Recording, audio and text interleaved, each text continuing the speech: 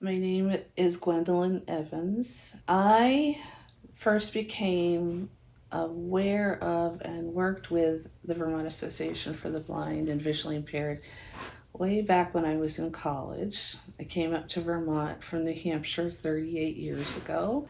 And really, throughout my adult life, from time to time, I really have to check in and ask for some help. Of course, being here in college, I needed services, so I was introduced to some folks at VAB, and I ended up being on the board for several years in the late 80s, early 90s. And I just think, the staff and services are great, and they've grown. They've just grown, and I'm very impressed with how it's a steady ship.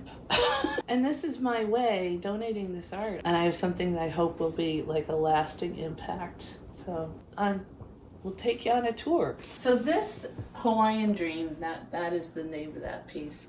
In an early piece, it's about 9 years ago, and it was created at the Vermont Studio Center in Johnson. I ended up doing a week-long retreat, and this was my opportunity to work in a larger scale. And this is all what is called paperclay. You can feel free to touch these. Okay. So it's created to be tactile experience? Absolutely. That's great. Absolutely. So there's a combination. The textural pieces are like paper, clay, cellulose type of stuff that I sculpted on the canvas panel, and then acrylic mediums over it. And it was the first big piece I did. This is called Sahara Sunset. The tones are a little more earthy than I usually use, but I like to mix it up. These are polymer clay figures, and that's one of my main mediums. And then there's a lot of paper, different kinds of paper that I use, artist papers, and I like the mixed media that I can use whole different textures and colors and mash them all together. This is called Rainbow Serpents. This was kind of an interesting piece. There used to be an art supply store in Williston called Artist Mediums, which was a place where I got to be friends with everybody who worked there.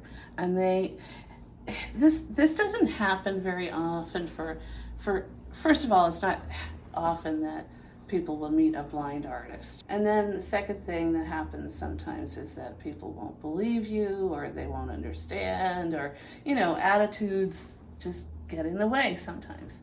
But I found that store, the people who ran that store were really open to me. They actually bought a couple pieces of art of mine to display. They encouraged me. They taught me. It was a magical experience. And this particular piece, I decided I wanted to test myself with the colors of the rainbow and see how my visual memory was. This one is called Outlandish. This does not have any polymer on it. This is all textured by papers and then layers of acrylic paint. And it just, cool. I always wanted to do something that was, out of this world. This is Handsome Bird and polymer clay. And then somewhere I found this, it was kind of like a collar or something that somebody had put together, these feathers, and put beads on them. And I didn't know what to do with it until one day I looked at it and said, it's a tail for a bird. This one is another cheerful one. I call it Zen Dance. These just really stylized birds. They're not quite peacocks, but they're kind of suggestive of peacocks. And it's lovely. This is called Farm Drop. I have a real passion for, our local economy and farmers and buying local and fresh. And this was in the fair a few years ago. It was just fun. So I've been totally blind since I was 22. I'm 56 now, so it's been a long time. Somehow I just have retained visual memory, and I keep, kind of reviving it when I'm in my art, when I'm thinking about color. So yeah, a lot of these are, definitely from memory, but I eat a lot of broccoli. And then this one, this is called Night Flight. This is also an earlier piece. Now, this was an experiment for me. This and this one are done in polymer clay technique.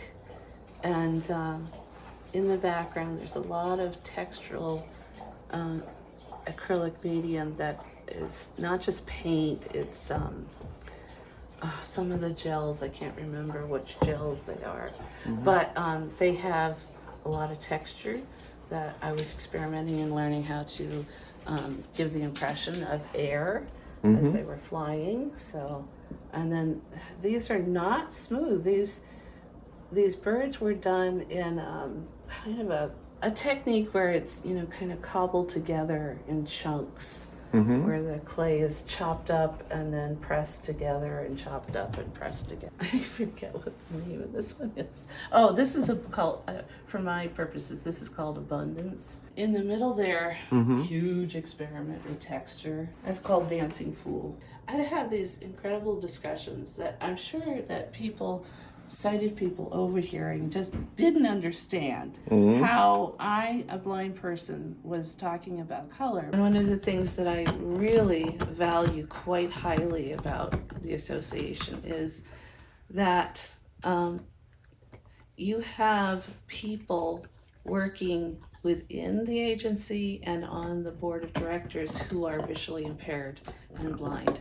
And so you have an equilibrium of people who are both staff, board of directors, and clients, so that you're all kind of, creating that level playing field for us. And I really do value that quite a bit. I'll need to have some more services in the future, I'm quite sure, but I'm very grateful that they're here now.